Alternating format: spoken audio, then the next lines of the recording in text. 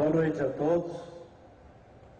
Marcos Novaes, presidente da Coopercon, toda a diretoria que compõe essa tão importante instituição, minhas senhoras, meus senhores, senhores empresários, eu queria primeiramente agradecer a todos aqueles que fazem a Coopercon, no nome do Marcos Novaes, por esta lembrança de uma pessoa que, afinal de contas, já faz alguns anos que está fora da política e que vê no reconhecimento da população, no reconhecimento de todos aqueles que nasceram, moram, vivem e vão nascer no Ceará, o seu maior prêmio, a sua maior realização.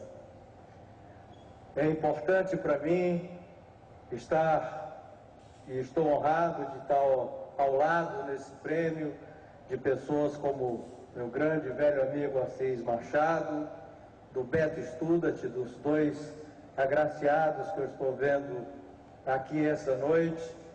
E só o fato de estar ao lado desses dois já é para mim uma grande honra e uma grande alegria.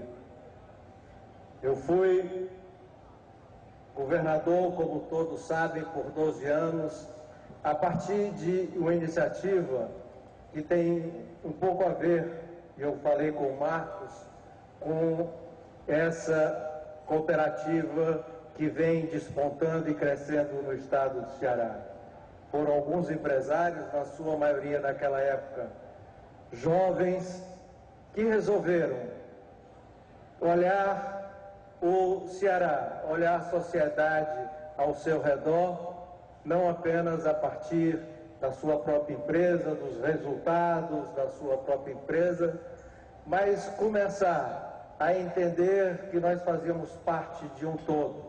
No caso da Coopercon, o todo começou pela cooperação, pela associação entre as incorporadoras e construtoras do estado do Ceará, depois se expandindo, e depois esta própria cooperativa se expandindo para outras áreas, como eu vi aqui no filme, fazendo e cooperando com a série de instituições importantíssimas no estado do Ceará. Essa é uma visão fundamental, uma visão que não é sempre tão óbvia e tão comum em todos os estados brasileiros, principalmente na nossa classe, nós empresários que temos, em alguns casos, em alguns setores, em alguns estados, o vício de estar olhando apenas para o seu próprio umbigo, para os seus próprios interesses, sem perceber que nós somos uma consequência daquilo que acontece ao nosso redor. Então nós fomos um pouco a consequência de um grupo como esse, que alguns anos atrás começou a se reunir numa época em que nós não tínhamos muita liberdade, era uma época do período autoritário, e que nós tínhamos um Ceará triste, desanimado, com autoestima voltada para baixo, e que só se falava do Ceará pelas suas mazelas, pelos seus problemas, pelo seu atraso. E esse grupo de empresários resolveu começar a conversar, não apenas, no início, até apenas sobre o nosso futuro, mas em seguida, logo em seguida, para o futuro do próprio estado do Ceará, da terra que nós vivíamos e queríamos desenvolver. E daí, nós naturalmente, sem ter nenhum planejamento de médio ou longo prazo de alcançar objetivos específicos, nós fomos entrando na vida pública e acabamos entrando na política partidária e sendo levado ao governo do estado do Ceará. E aí, eu gostaria, se me permite, presidente, 3 minutinhos, que nem sempre a gente tem uma oportunidade como essa para relembrar e tentar fortalecer uma ideia que nós tivemos, um ideal que nós tínhamos e ainda temos do futuro do Ceará de sonho, o Ceará de um sonho, mas um sonho perfeitamente atingido.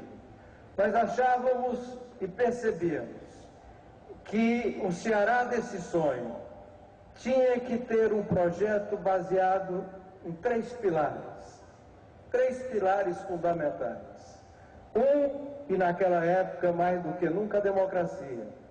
Entender que não há desenvolvimento, e principalmente desenvolvimento por parte dos mais pobres e mais fracos, não só em termos de Estado, dos estados do Nordeste, os estados mais pobres, mais enfraquecidos da Federação Brasileira, mas em relação à própria vida, em própria sociedade, das classes mais pobres, menos favorecidas, com menos direito à voz, se não fosse a implantação de uma verdadeira democracia em que houvesse o direito e o respeito ao contraditório. A ideia da convivência entre contrários, a ideia de nós podermos viver harmonicamente, cordialmente, num ambiente em que pessoas tivessem ideias diferentes e às vezes diversas das nossas. A ideia de que se poderia viver e deveria viver numa sociedade em que tanto as classes menos favorecidas, mais pobres, quanto as comunidades menos favorecidas, mais pobres, e os estados e as regiões teriam direito à voz, teriam direito à vez e teriam direito a se manifestar, seria fundamental para que o estado do Ceará, um estado pobre, enfraquecido e deprimido, pudesse ter vez e voz num cenário federal em que a centralização era má. Outro pilar importante, que de uma maneira ou de outra vem casado com a democracia, o pilar da cidadania, que cada cearense, cada brasileiro, é claro, mas cada cearense, no nosso caso, tinha direitos e deveres de ser cidadão. Tinha que ter a consciência da sua cidadania, que era um ente social, que participava de um grupo e de uma comunidade e que tinha que se submeter a vários deveres, que tinha que prestar vários deveres com essa sociedade e que tinha o direito de exercitar todos os seus direitos. Quando a população toda educada, e educação é fundamental para o direito da cidadania, para o exercício da cidadania, quando a educação levasse a que a todo cearense tivesse a perfeita consciência da sua cidadania, o direito aos serviços públicos de qualidade, ao direito de uma saúde de qualidade, ao direito da proteção pela sociedade contra a violência ou contra qualquer tipo de arbítrio, um direito a uma justiça que acompanhasse e regulasse a vida e eventuais atritos entre os cidadãos ou entidades. No dia que essa cidadania fosse completa em todo o cearense, nós finalmente poderíamos ter um Ceará melhor. E depois que esse projeto, essa ideia, tivesse a clara consciência também, que nós éramos governo, nós não éramos o Estado. Nós tínhamos olhar o governo como uma transição temporária e fugaz de um projeto de Estado. Um Estado que tinha vida longa, permanente e, se Deus permitisse, eterna. Mas que nós tínhamos que olhar, enquanto governantes passageiros, para o Estado, que nós estávamos olhando e tínhamos que projetar o nosso governo não para aquele momento, não para nossa glória pessoal, não para qualquer tipo de enaltecimento pessoal de cada um naquele momento ou naquelas circunstâncias. Nós tínhamos que olhar e ter ações para a volta, para o redor, para o objetivo de construir um Ceará do futuro, um Ceará que tivesse, naquele momento, alicerces sólidos para construir uma sociedade realmente justa e duradoura e consistente. Essa visão e essas visões é que basearam esse projeto. E esse projeto precisa de algumas percepções. E é importante, que muitos chamam de humildade, mas não é de humildade. Eu até que não sou um cara muito humilde, mas é uma visão de história, que nenhum de nós é um elo isolado. Nós fazemos parte de um processo. Meu governo, minha vida, minha história faz parte de alguma coisa que foi construída anteriormente a mim, e anteriormente a mim com seus erros e acertos. E eu sou consequência direta, ou meu governo, ou a minha vida, ou a minha empresa, dos erros e acertos de quem vieram de trás. Nós somos, enquanto governo, apenas parte de um processo de construção histórica. E dentro desse processo de construção histórica, aquilo que estava atrás, nós vamos olhar para frente. E aquilo que nós olhamos para frente, nós só esperamos que seja cada vez melhor do que aquilo que nós fizemos no passado e do que nós tentamos construir no nosso momento fugaz de governo e de poder, tentamos construir melhor.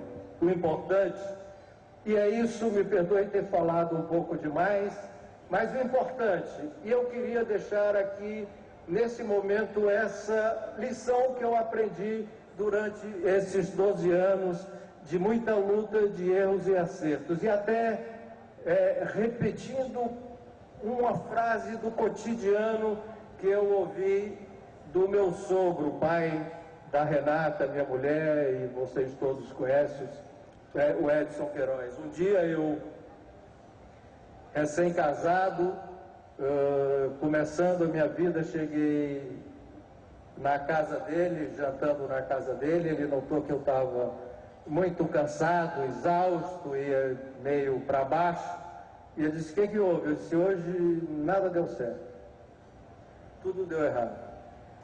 E ele olhou para mim e disse: olha, aprenda uma coisa, toda vida que você chegar em casa, botar a cabeça de noite no travesseiro, cansado, e dizer: hoje no apurado foi zero. Antigamente falava o apurado foi zero. Mas eu dei um duro, desgraçado. Eu me esforcei para burro, dei o melhor de mim. Então eu estou feliz porque eu lutei. Isso eu trouxe essa lição, essa frase para a minha vida toda. E eu trago um pouco agora essa lição em relação a falar um pouco da minha experiência do governo. Nós, e não foi eu, foi um grupo aqui, tem o Assis, tem o Luiz, tantos outros que fizeram parte desse grupo, alguns que já se foram. Nós fizemos o que havia, trouxemos o que havia melhor de nós para o governo do Estado. Lutamos muito para melhorar e alcançar esses objetivos sem nunca deixar nem abrir mão desses 3 princípios que eu acabei de falar.